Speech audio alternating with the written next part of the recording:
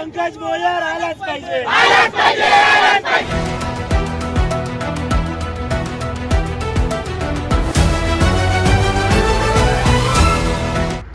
अल्पवयीन मुलीच्या हत्या प्रकरणी 3 संशयित घेतले ताब्यात।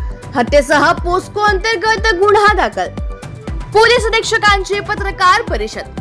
वर्धा शहरालगत असलेल्या रोठा येथे 12 वर्षीय अल्पवयीन मुलीची दगडाने ठेचून हत्या करण्यात आल्याची घटना रात्री उघडकीस आली। वर्धाच्या रोठा शिवारात ही धक्कादायक घटना घडल्याने खळबळ निर्माण झाली आहे। मृतक मुलगी दुपारच्या सुमारास परिसरात असलेल्या जिल्हा परिषद शाळेतून आपल्या राहत्या घरी आली। आधी मुलीवर अत्याचार करून तिचा दगडाने ठेचून खून करण्यात आल्याचा संशय पोलिसांनी व्यक्त केला आहे। मुलीचे कपडे शेतातील असलेल्या गोठ्याच्या कोठारामध्ये फेकून होते आणि मुलगी दुसऱ्या बाजूच्या रूम मध्ये नग्न अवस्थेत पडलेली असल्याचे घटनास्थळी दिसून आले। ही घटना मुलीचे आई वडील घरी आल्यावर पुढे आल्याने पोलिसांना या घटनेची माहिती देण्यात आली।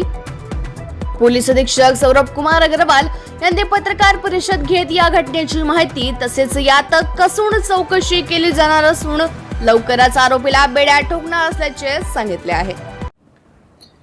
काल संध्याकाळी सावंगी पोलीस स्टेशन मध्ये एक अत्यंत दुर्दैवी घटनेची माहिती पोलिसांना मिळाली होती। रोठा गावामध्ये एक अल्पवयीन मुलीचा मृतदेह जे शेतामध्ये स्थित त्याच्याच घरामध्ये मिळाला होता।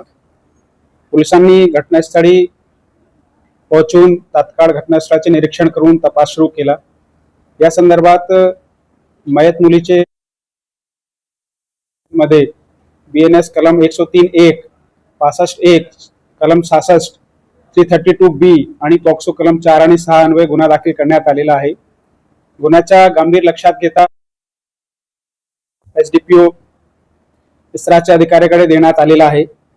फॉरेन्सिक टीम, श्वान पथक आणि सायबर टीमने घटनास्थळी भेट देऊन आवश्यक ती माहिती आणि सॅम्पल्स कलेक्ट केलेले आहेत। अनेक पोलीस, एलसीबी आणि उपविभागातील इतर पोलीस स्टेशनचे जवळपास 14 पथक तयार करण्यात आलेले आहे। तांत्रिक तपासासाठी 2 वेगळे पथक तयार करण्यात आलेले आहेत।